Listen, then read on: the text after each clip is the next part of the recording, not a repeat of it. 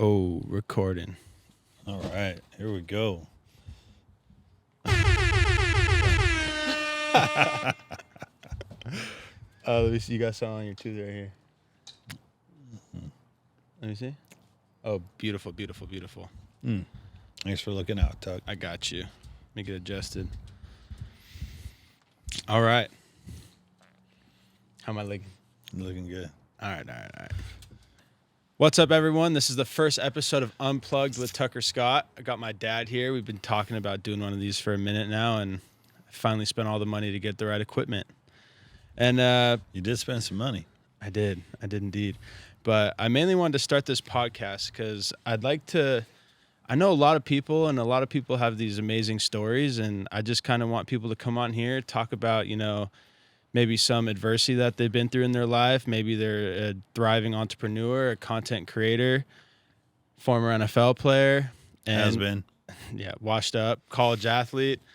And just kind of have everyone come on here and tell their stories, maybe inspire the people listening, maybe get them pumped up if they're, trying to dive into creating content or, trying to play at the next level or, just get pumped up for all these different episodes. Kind of, there's no niche specific on this one. It's kind of just whoever wants to come on, shoot the shit, and first episode. Yeah, I think we should definitely let them know that there's been zero practice, zero outline, Zero. and we're just going for it. For it. There will be on the future episodes, but this one we were like, let's just rip it. Got all the gear. Tucker wanted to pull all the gear out, hook up all his gear. 3 different cameras. I got to cook some steak here in a little bit, so we're going to rock and roll. Yep. All right, timer's rolling. So, Dad. Tuck. I have had the pleasure of growing up as you as my football coach, but before we get into that, I'd like to tell the people your backstory of how, you got introduced to football. Thought you were going first. No, you're going first. Oh, shoot. That's been a while. But, as a kid growing up, I just loved football. I loved playing football. I loved watching football. And, it was just something that I wanted to do. And I remember I lived in Murray, Utah. I was in Sanford Drive, and I remember one of my neighbors, Scott, came home from football practice, and he had on all the gear.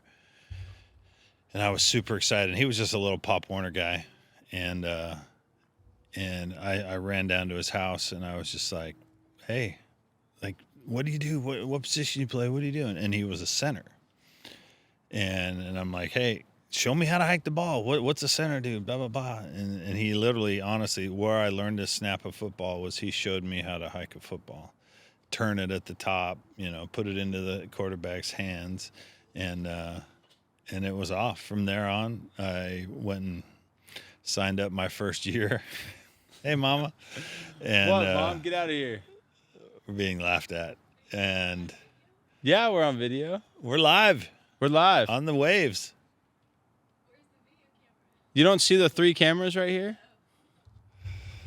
All right, leave. Bye. This is why I need my own studio. 0 interruptions. No, this is live. This is legit though. This is unfiltered, real stories. And I remember my first year. I actually, first year I played youth football, I was in Murray. I remember the coach went around asking us what position we played, and I was the first one to say center because I knew how to hike the ball. So that's where the football career started, at center. And not too many kids when you're 7 and 8 years old really say, I want to be a center. It's usually quarterback, running back. And that's when the love of the game, it just kept brewing in me. The rest is history. You are now playing Pop Warner. Little League, they called it, right? Well, in Utah, it's called Ute Conference. UTE, like the Utes. Very nice. Yep, Utes. And then from there, you went to Taylorsville High. Taylorsville High. We moved across the river, the Jordan River. So I went from Murray to Taylorsville, which I was considered a traitor back in those times. Probably still are.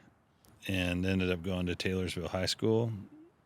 Did not have a very good winning record, but I had an amazing time I had great coaches, great teammates, great friends, and loved high school. So for the people listening, whether you're in high school or, Pop Warner, that'd be, talk about kind of what was going, like you used to tell me you'd get your teammates up in the mornings and basically hunt them down to get to practice because you guys weren't, you had to put in that extra work in order to be great. Kind of talk about that and how that obviously got you to where you were post high school career. Yeah, and it was just kind of one of those things where, I was lucky growing up where I had coaches that taught me how not just to be a good football player, but how to be a leader. And I wanted, I wanted to win. And so it was a matter of, you know, we were working out, and if people weren't showing up, we were figuring out a way to get them to practice, get them in the weight room, early mornings. And in Utah, in the winters, not everybody's willing to really wake up early and go out in the cold and the snow, and especially at high school with the program that we weren't very successful. So What do you think were some things that you would tell people now, like kids nowadays, to help them kind of prepare for the next level? What are just some like key factors that come into play? Because you weren't at a great high school, but you still got looked at by a bunch of colleges. I think the number one thing nowadays with kids, and it depends where you grow up, but you have to really want it to play in college. I think people are infatuated with the recruiting, social media. I'm blessed to have an offer here or there, but I think what they don't realize is really what it takes to have success at the next level, and the commitment that you have to have, the love of the game, love of the process, love of being with the team, love of being with everybody. There's so much there that you have to be bought in 100%. If there's any wavering of if you want to do it or not, you won't have success. Yeah. True. I like that. Right? Yeah. No, that's true. Right? We see it all the time. I mean, people have options. It's when you don't have an option is when you have to, I didn't have an option. The only way I was getting through college was through football. Mm-hmm. And my parents weren't going to, okay, little Johnny, I know school's tough and you can't do it and go to practice, so why don't you just quit the football team and, we'll pay for school. That wasn't an option. Yeah. And that wasn't why I was there. Like I knew for me to get to where I wanted to go, which was the NFL, I had to play college football. Yeah. And I had to have success. So, it wasn't an option not to do well in school, not to do well on the football team. It's why I was there. Do you think your mom as in Grandma Brenda, had a huge role in like basically just what's the being strict and upfront, like you're either gonna, because I've heard stories where, she didn't treat you like a little kid. Like it was like, if you get in a fight, well, did you defend yourself? Did you, kind of, you had to, what I'm trying to get at is she didn't put a lot of pressure on you to do well in school, but she made it known that like, you're not here to mess around. Like this is, you know what I'm trying to say? Yeah. I mean, I think you're trying to get to like how was I supportive? I mean, my mom and, I had stepdad at the time and even my real dad, who wasn't around much for my youth in high school and college days, but it was different because it was what I wanted to do. Like she didn't have to wake me up to go work out. She didn't have to tell me to go do things. What my mom really did a good job with me was she taught me how to be a man. She taught me how to have respect for people. She taught me how to honor people and do the right thing. So from a growing up parenting standpoint, my mom did an awesome job. And then she supported me, through my playing days. I remember I told her I was going to go. I was a BMX racer at one time.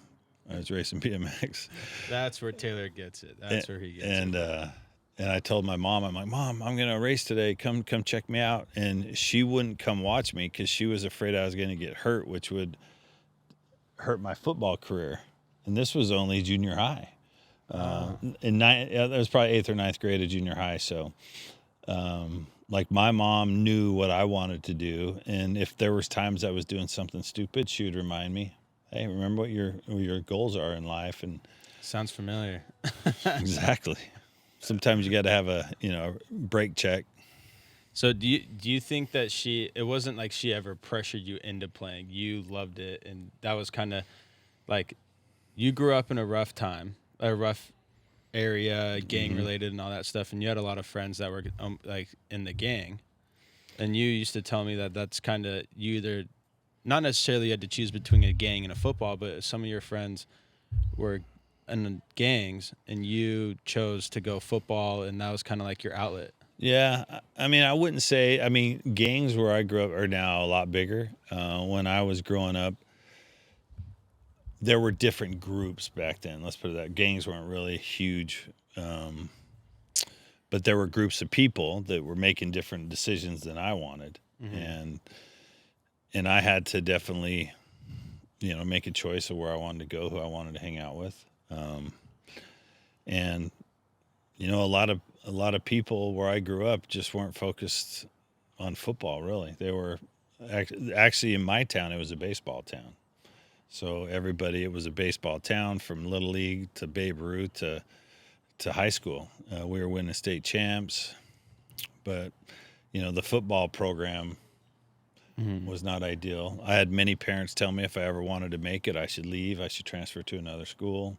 I remember vividly sitting in my girlfriend's house and having a dad tell me I should transfer to another school if I wanted a chance to play college football. Dang. So, You basically gave a middle finger to all the haters. yeah, I mean, I didn't have options. It wasn't like, I could go pick up out of our apartment and go find another apartment.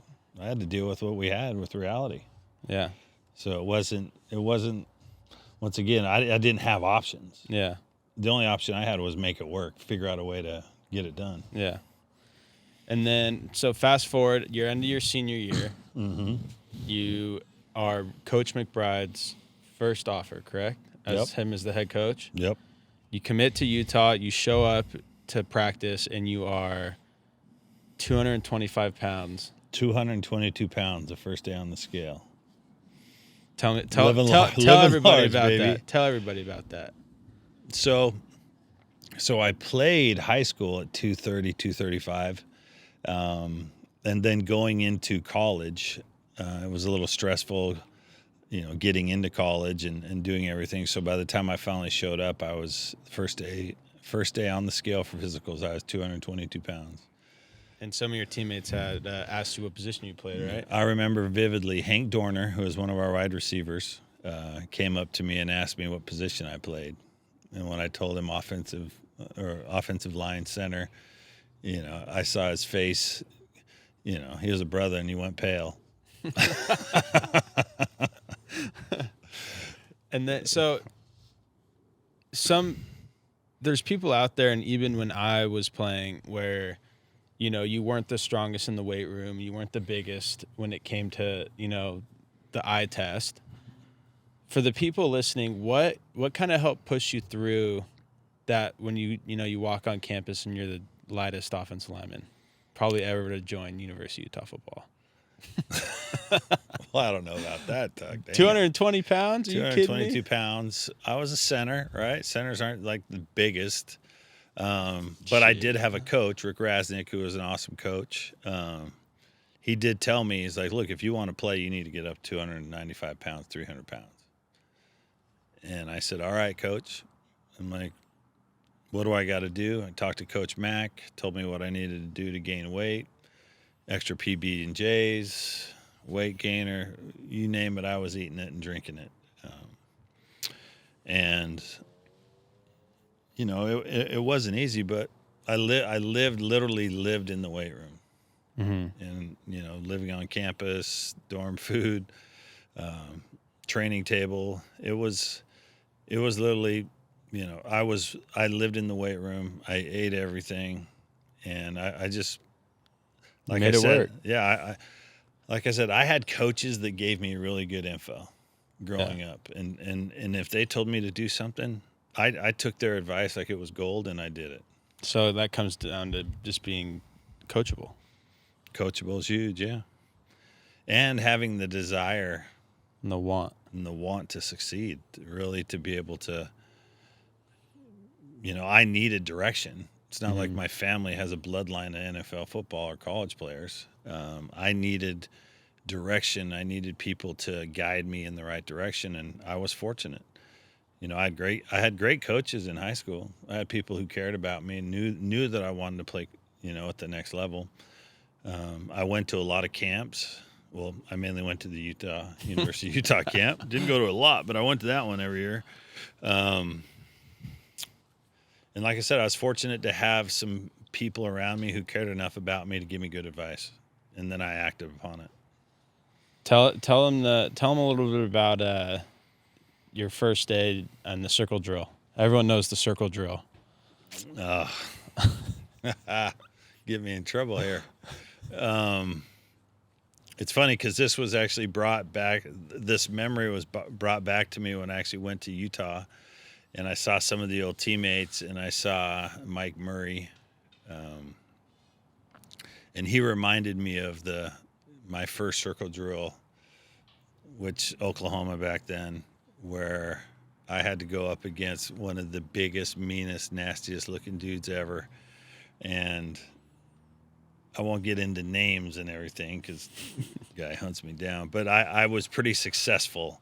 And, this guy came in, he was a JUCO transfer, just cock diesel, retired Marine. I mean, this guy was a beast. And I don't know how much football he'd played prior to joining us. I know he came from JUCO, but I was geeked up. I was ready to go. I trusted my technique and ended up having a pretty good jump start to my career as a freshman, going against a pretty big dude. So that's another thing for anyone really that's listening, that's playing still. A lot of people think that you got to just be the strongest, biggest dude in order to play, offensive line. But even growing up when you were coaching me, a lot of it was the technique as well. Mm-hmm.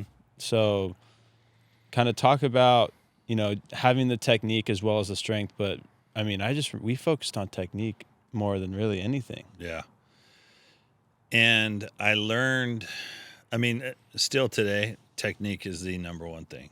I mean, you have to be fast, you have to be strong, you have to have all that. But if you're fast and strong and don't have technique, you're going to struggle.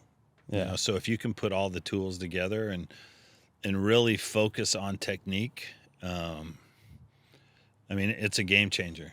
I saw it firsthand when I was at the Cardinals, because it was really the first time where I was really starting to understand like technique. And having coaches focus on technique, because even in college, there's not a lot of technique work. It's all kind of standard. Yeah. At least it was when I was playing, but still, it was way better than what you were getting in high school.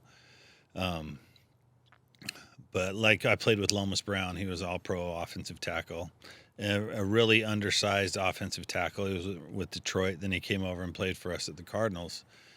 And he was a 275-pound left tackle. But, man, that guy was like butter. He had the best technique, the footwork, and he was making blocks and plays left and right. But it was all based on technique. And then that's where I really started to understand that you got to have technique. Like, if you're going to last in this league, you have to have technique, because you're not blowing guys off the ball. You're not driving them 10 yards downfield. These guys are all good. They're all strong. They're all fast. So you have to rely on your technique. Before we do dive into your NFL career, there's a clip that was floating around, I think around this time last year, maybe a little bit before, of a certain team you were playing. They were blue and white, BYU. They got a Y on their helmet. Oh, yeah. Kind of talk about that rivalry as well as that play. You know what I'm talking about. Yeah. So yeah, mm, so yeah, BYU was our rival. We beat them my last 3 years. Beat them twice, 34-31, and I don't remember the other score, but we beat them 3 times. My last 3 years, we beat them. We owned them just like we do today. Yeah. Every 17 years, we'll let them have one. But yeah, that was my senior year. What you're talking about. It was a really a frustrating year because I was coming into my senior year. I was ranked pretty high. I was ready to have an amazing senior year. In the second or third game, I just trashed my ankle against Oregon, which we won. But I trashed my ankle, so the whole rest of the year, I'm just really hobbling around on one foot, Mhm. and we're actually playing BYU, and my chin strap breaks, and the middle linebacker is just lighting me up. And I keep asking the receivers as they're coming out of the huddle to bring me a clip for my chin strap Yeah. before Muir breaks my nose. And so finally, and the ref sees it. The helmet's coming down. It's cut my nose, and the ref sitting right by the middle linebacker sees it. And I come off this one time, and he just lights me up. And I was so mad, I just took my helmet off and threw it at the sideline, and it was great because I didn't even get a penalty. The ref, I think, understood why I was so mad. So, unfortunately, though, once it was fixed, I come back in the game and then I snapped the ball over Mike McCoy's head. What did Coach McBride say when you came off the field? Because you're kind of next to him, but then you also see your quarterback come over. Yeah, I don't think Max said anything to me because I think I was just yelling and screaming at everybody else. Because That's I was mad. We were. It was a great game, and I was going against some really good D tackles at the time, and I was just frustrated because I knew the guy was teeing off on me. Um, but it was a fun play to show you, my kids as I got older. If for those of you watching the podcast, that clip has already been played. But if you're listening, go to the YouTube and watch the play because it is amazing. Maybe you can edit it in, Tucker. I'm going to. Oh, okay. That's what I mean. You're gonna watch my channel. Go to Unplugged with Tucker Scott on YouTube. But and then so your senior year, you have a bummed ankle. Mm-hmm. People listening, that maybe that's what they're trying to figure out as their next step is how they're going to be going into the NFL. You know, they're their senior year. Kind of take us through your senior year, your combine, and then the whole agent deal. Can you talk about that? Yeah, man, you're trying to get all this content in one shot. Well, you got it. We're talking. Oh no, I'm gonna wrap it up. I'm gonna wrap it up at the end with all these tips. People want to know. Yeah, These are all questions that I've been asked growing up. Yeah, we should. We'll have to do a take two. Also, we'll dial it in and get more specific names, dates, events. I didn't know if you'd want dates or names in this. That's why I just kind of kept it as is. Well, so going back to the drafting, right? The agents. So the agent thing started out pretty crazy to begin with, because I hired an agent. That agent ends up getting in trouble because he pays for a basketball recruit's family to come to the Final Four. He was a guard for Arizona back in 1994. It was a guy I met out in Orange County during the Freedom Bowl when we beat U of A. And Why are you throwing on? We beat this team. Yeah, we beat this team. We won this bowl game. Yeah. And then, so unfortunately, I knew that I was injured my whole senior year. So I needed somebody that was going to be totally focused on me. So I got a little gun shy that I wasn't going to have as much focus on me as the trouble he was in with the NCAA. Because my stock when I got hurt kind of plummeted from playing hurt all year. And then finally, let me back up. At the end of the season, I finally had my ankle operated on. Everything was fixed. And then I finally was cleared.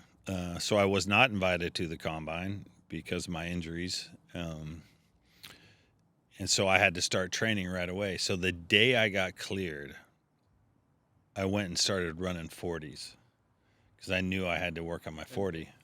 The combine's coming up, correct? Like it's Yeah, but I didn't get invited to the combine. well, your pro day. My sorry, pro day. Your pro yeah. day. So Yeah. the pro day's coming, and my first day out there, I'm babying my ankle so bad I tear my left quad. So I'm like, son of a biscuit, I just got healthy for my ankle, and I'm out running and I tear my left quad. So pro day comes. I've fired my agent, and I've spoke to another agent who is already representing one of my other teammates, Anthony Brown. And prior to our pro day, I went to Anthony and I said, "Hey, I need to find an agent. Do you think your agent will represent me?" So his agent at the time was Neil Schwartz, and I called up Neil and said, "Hey, Neil, here's my situation. Here's what's going on. I would love if you could represent me and be my guy to help me get into the NFL." And he's like, "Look, I'm coming to the pro day to watch Anthony. Let me come. Let me talk to some of the scouts. Let me do what I got to do to see if it's worth my time, see if it's worth your time, and I'll let you know." So I'm like, okay, I'm going into pro day and I don't even have an agent, and hopefully this guy hears enough good stuff about me that he wants to represent me. Dang. And so we get into the pro day, and so really all I can do is 225 bench press because I can't run, and I can only long snap. So for my pro day, all I did was bench press and long snap. Dang. And I crushed it on the bench press. 34? 35, but only counted 33 because I only counted 32. They didn't count my first three. They said I didn't lock out. Cheater. Well, they caught me. And then you go into the NFL. Then I get drafted by the Arizona Cardinals, Buddy Ryan. Head to the Cardinals. And, what a mess at the Cardinals, right? But, I was like, oh, it was really a mess. Well, rewind. You go back to the draft. Okay. You were so stressed. Yeah, so I was a 5th round pick, and so it's the second day. Yep. And I'm sitting at my house with my mom downstairs, and the draft's going, and Pittsburgh's up. And they go in the 5th round, the Pittsburgh Steelers draft Lance Brown. Oof. My stomach just fell out because I was a huge Pittsburgh fan. And so right there, I just got super deflated. And I told my mom, I said, I think I'm just going to go mow the lawn. I can't take it anymore. And literally 2 or 3 picks later, my agent calls and said, "Congratulations, you're just drafted by the Arizona Cardinals." And I had to take a double take. I'm like, who? And because literally before the draft, I was thinking of every West Coast team out there and never once thought of the Arizona Cardinals. Never even talked to the Arizona Cardinals. So it was quite a surprise, but it was actually awesome because it was so close to Utah. I'm like, man, I'm close to home. My friends can come hang out. We can go back and forth. It's going to be a very simple, easy time and a good time. And so what was crazy though, so I'm in Utah. Mm-hmm. So I just got drafted. Buddy Ryan calls me. We go through the whole thing, and we can add that discussion on another podcast. Yeah. But so I'm all excited. And so I go to the mall. All right, I go to every sports store in Utah just trying to find a hat. Hey, I'm excited. I just was drafted by the Cardinals. You guys got a hat? No. You got a shirt? No. You got a sweatshirt? No. I went to 3 malls in the vicinity of my home. Nothing Arizona Cardinals. I finally find a XX sweatshirt. By this time, I'm 3X, but I bought it just so I could have something. Yeah. And give it to my mom or something later. And so I find an Arizona Cardinals sweatshirt. And that was what I wore until I finally went to minicamp and was able to get some real gear, which the Cardinals charged me for. Dang. Who was the hardest D lineman that you had to block? Because I've seen photos of you blocking Warren Sapp. Well, when I played, and the teams I played for was in the NFC East. So when you talk about defensive linemen, the era when I played, I probably played against every top defensive lineman, from Eric Swan, Warren Sapp, Leon Lett, Hollis Thomas, Big Daddy Stubblefield, All the boys. all the boys. Like I've played against the best who have ever played the game, to be honest. Damn. And then Gilbert Brown. So you went from Arizona to the Giants. Yep. And then when you played with the Giants, you went back because you and Arizona had some differences. Yeah, I was not happy with the Cardinals. It was almost like I had this dream of this NFL, playing in the NFL, and then when I finally got there, I was like, man, this is not what I thought it would be like. It was a poorly ran organization. It just was not what I thought it would be. Yeah. And I was totally bummed. And it took some mental toughness to make it through. Let's put it that way. And then I was born while you were with Arizona, and then like they cut you the next day, right? Well, not the next day. You were born, July 14th. But I was still in the hospital by the time. No, you had already came home, and I've gone to training camp, but you were having health issues. Those health issues, I was cut after the third or fourth week of camp. I was cut the last week of camp because my insurance was going to run out. That's why we had to get you into surgery really quick before I lost my insurance. So not many people have talked about what it's like being cut from an NFL team. What's like the process of that? And how does it feel? I mean, obviously it doesn't feel great, but yeah, it's just like they show on Hard Knocks, it's as bad as, they knock on your door in the morning and coach wants to see you, bring your playbook. And that's how you know. Playbook, yep, and you go in and especially during training camp, those are the tough ones, especially when you're young. How long until after you got cut did the Giants find out and pick you up? Within days. I came home. We actually went to the hospital.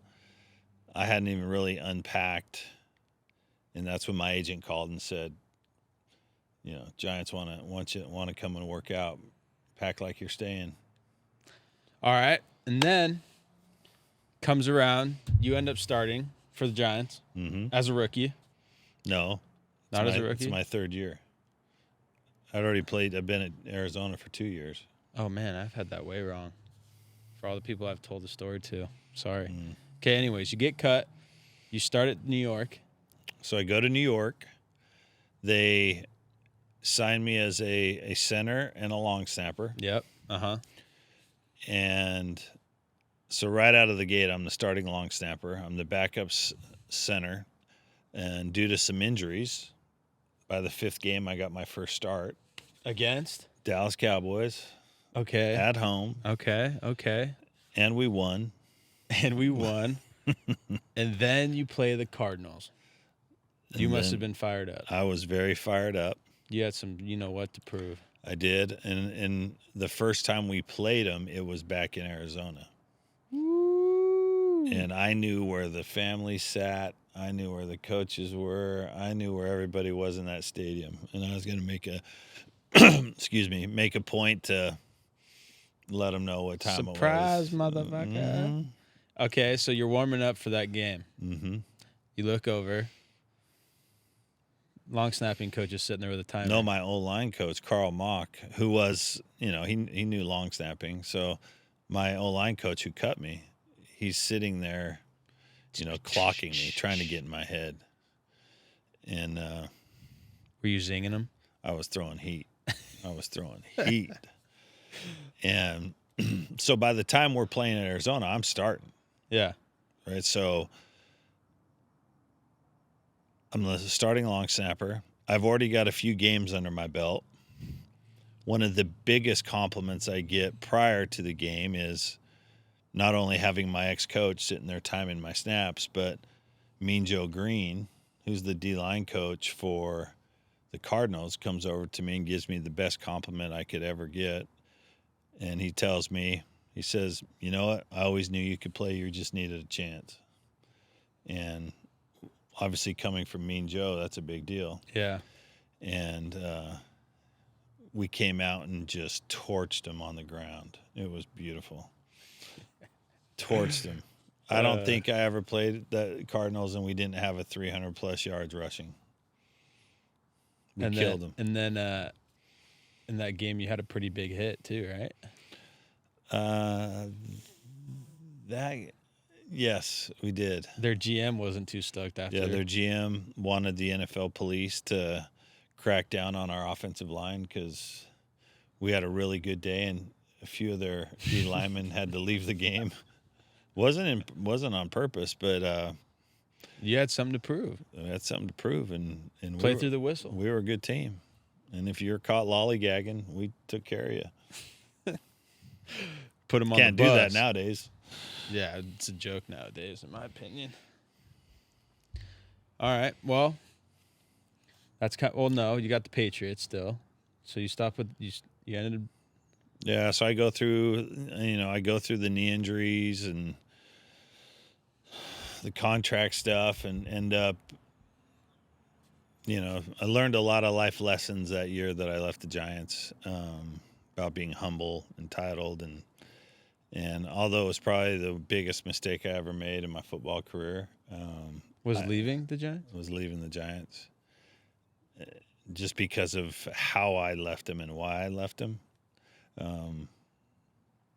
I probably, if I would have stayed there, probably had a few more years on my career.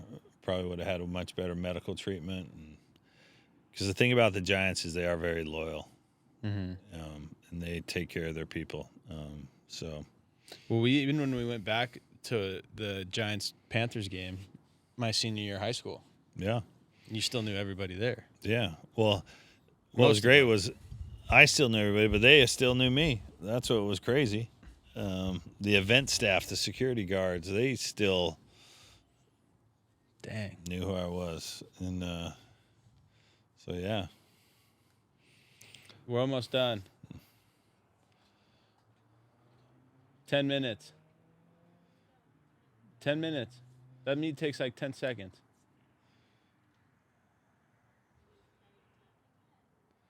What? No. I'm getting Dad's whole Will you bring story. me the lighter so I can light the grill?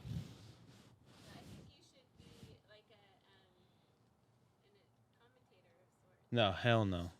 I'm having a hard time with this as it is. All right.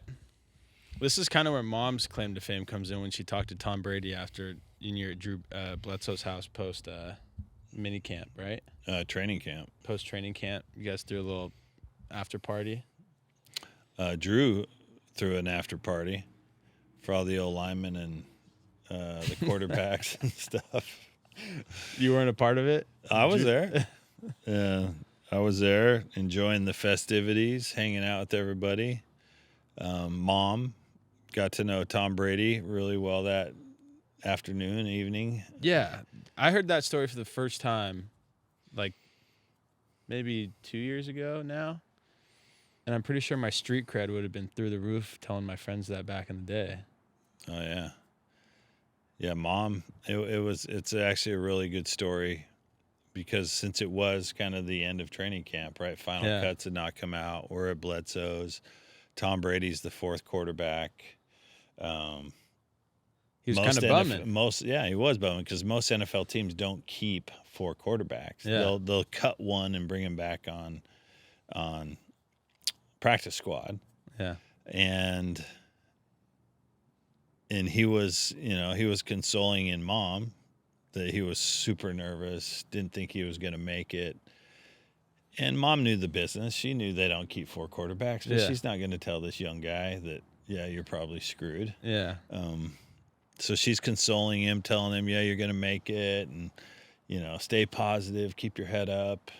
And I'm glad she did. He ends up being the greatest quarterback ever, right? Do you think he remembers that conversation? I don't know. I don't know. Probably. Wouldn't put it past him? Yeah. All right. Well, that's kind of your kind of career. We'll talk about mine another time. But mine was way better, but, no big deal. A lot more exciting. Yeah. I don't know about that. Yeah, kind of. I could do some fun stuff. There's a lot more. Like we could break it down in other episodes and really get into the. Yeah, this is the first uncut raw. Uncut raw. Right. It'll get better from here. Names, dates, times, stories. Yeah, but before we end, for the people watching, maybe it's a young kid, maybe it's a high school kid, maybe it's a college kid. What's some advice that you would give to them as to going and maybe playing at the next level, whether that's high school, college, NFL? Like, what's one thing that you could summarize from your experience in all three and being like in the top 0.1% of the people that have gone and played in the NFL? What's something that you could give them that they could take away from? I think it comes down just how bad do you want to do it?